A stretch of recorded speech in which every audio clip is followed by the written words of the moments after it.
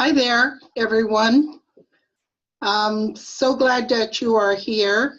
Welcome, everyone, to this first of my webinars, and thank you for your support and your trust, and also your wanting to be informed about your health. And I thank you because this is all about staying healthy and staying informed.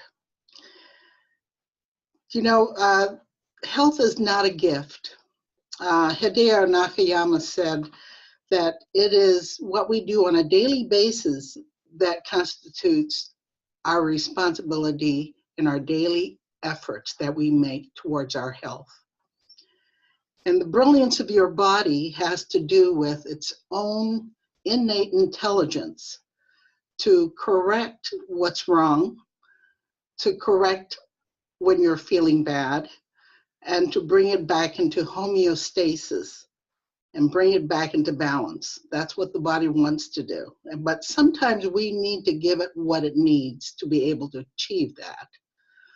And which brings us back to our colon, because in the colon and the large intestines, this is where it's like the human garbage can, so that we need to, when it's fully impacted, the walls that line our colon is where blood flow is the blood waste is trying to get into the colon. And it can't get through if there's impacted fecal matter that's built up into the walls and in the haustras and domes and lining the colon, because in doing so, we're then recycling all that toxicity into our bloodstream, making it a toxic blood. And that's how the toxicity gets throughout our body and gets into every cell. And that can bring about a whole host of illnesses and disease patterns. So we must, when the waste from the blood enters or tries to enter in terms of the colon, and it's blocked, then we are recycling it even more so and causing putrefaction in our gut as well. So it is important, when we're out of balance, we're going to be noticing symptoms. And it's how our body speaks to us through symptoms, through pain, through discomfort, and digestive upset. If you're feeling the constipation and have been able to move your bowels at least 2 to 3 times per day, there is a backup happening. Because in the course of a week, there's 7 days, breakfast, lunch, and dinner. There's 3 meals per day. Multiply that out by 7 days a week, that's a total of 21 meals. And in doing so, if you only eliminate once a day, then subtract 7 from the 21, then it's showing where are the other 14 meals going. It's stagnating. It's not eliminating. And so there's a backup, i.e. the bloat, a tremendous gas buildup in the gut, adding to the bloat, and impaction. And so by clearing the colon is necessary because that's how we build our immune system. And the impaction must be cleared because your immunity can only be built in a relatively clean environment that's less toxicity in your body. So cleansing the tissue is necessary, and it will be an ongoing life process for as long as you live in this body. One has to detoxify from time to time due to accumulations. And so when we have these, when we give our body what it needs, it will come back into balance. And thereby listening to what our body's communicating to us in terms of the soreness in our muscles, to the tiredness that we feel and the lack of energy or the weight gain, countless nights of sleeplessness, and for those who are perimenopausal or even menopause, often hot flashes and night sweats that will be accompanying is usually an indication of the estrogen buildup in our bodies. And it is very important, the connection with this estrogen buildup, because I see this coming through my office a lot between the ages of 30 through 70s. Women in particular are not as savvy and knowing that the connection of a positive or estrogen dominance in their bodies can lend to higher risks of cancer and tumors forming in the body. So I'll give you a case point example. Some time ago, I had a woman come in her 60s, it was early 60s, and she had 20 Band-Aids all over her face, her chest, her arms and hands. And I said, what's going on? And she says, well, the doctors cannot tell me why I'm having all this skin cancer. And I said, well, I have two questions for you. One, how many bowel movements are you making per day? And she says, well, that's been a problem. For 50 years, I have not been able to go to the restroom and do a bowel movement about once every 2 weeks to 10 days. And even then, they're rabbit pellets. And I said, my second question is, how much water do you drink? And she says, I hate the taste of water. And I said, well, then what are you drinking if you're not drinking water? She says, well, I consume a lot of coffee and carbonated drinks. I said, well, okay, that's a beginning, but we must start here to clear you, and it will take some time to do that. After we did the procedure a number of times, we finally got her moving at least 4 times a week, and she thought that was enough. But my experience has told me that, you know, elimination should be done every single day. Reasonably within 2 to 3 bowel movements per day, one should be eliminating. Had she stuck with it, she would have been able to get there. It will take a few more weeks with working with her and breaking up adhesions and so on. That would make her eliminate better. And my second case also was a woman who was 43, who was experiencing a sore throat for 2 years. And she'd gone to the doctors, and each time they gave her more antibiotics over that 2-year period, several bouts of antibiotics, until finally she started having vertigo symptoms. And the vertigo she made her dizzy. And what it was is that they found out after they did run some tests that she had cancer of the thyroid. And that was lending to some of the soreness in her throat. But also the lymph started backing up in her body, and it compromised the lymph tissue and the lymph glands from the back of the ears and causing considerable swelling and lymph backup, putting pressure on the ear, causing the vertigo. And so cancer, they removed 23 lymph nodes from the back of the ear down towards the clavicle. And so in these 2 cases, there are some commonalities. One is chronic constipation, where both persons could not go to the restroom for more than a week. And that was the norm for their life. So you can see that the backing up of and the recycling of the toxicity in the body causing the cancer to come through the skin because it's not eliminating through the normal channels of urination and bowel elimination and defecation. So this is really important, and the emphasis is that often, and this is a quote from Dr. Benny Goodman. He quoted that with the attention to an all-time high with the body, we are increasingly likely to express emotional discomfort in a physical rather than verbal language. And that was into Psychology Today. You know, this is very important because this is an emotional component added to the stress of the body, already physically stressed by the chronic constipation. And yes, the way we eat certainly has led to this crisis of being backed up.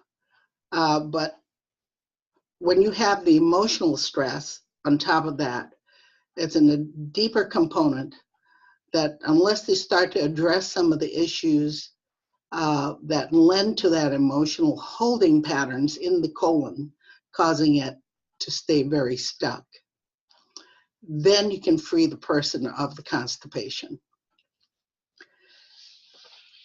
So in my observation of these cases, I'm consistently seeing that women between the ages of 30 and 75 with these has described these issues.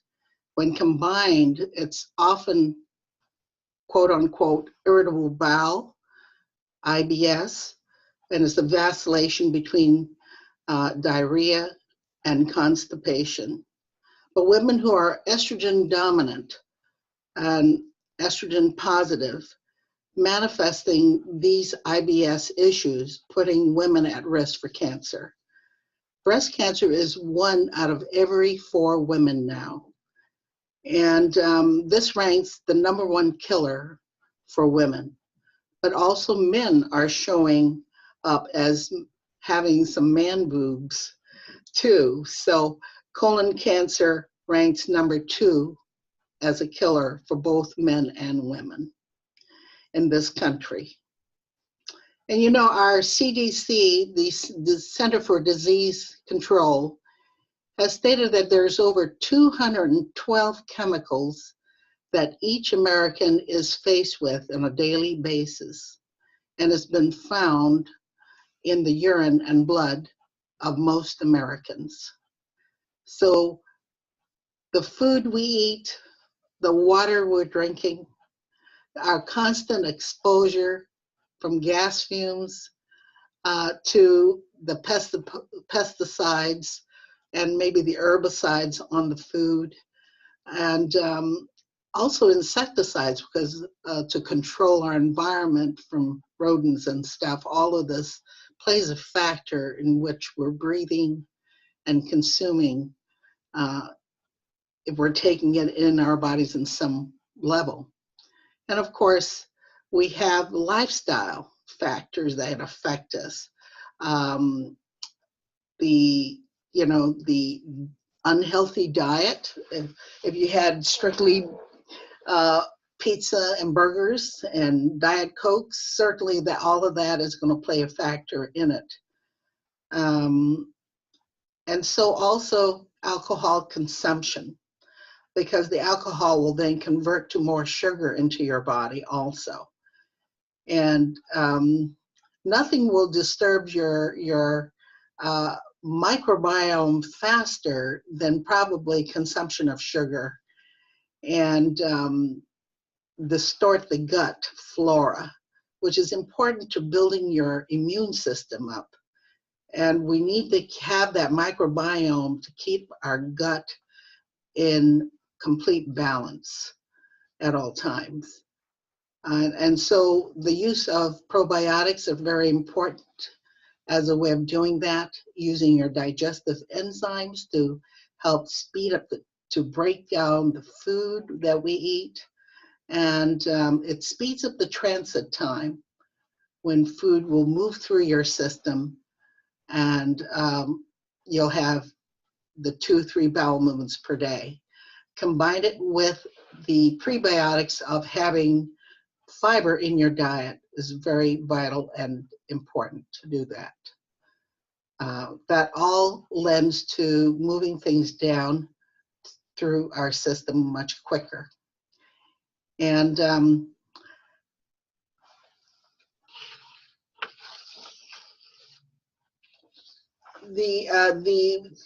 when I mentioned those two cases, there are some similarities I spoke about with which was the chronic constipation that both women had and causing that putrefaction to continue within their gut.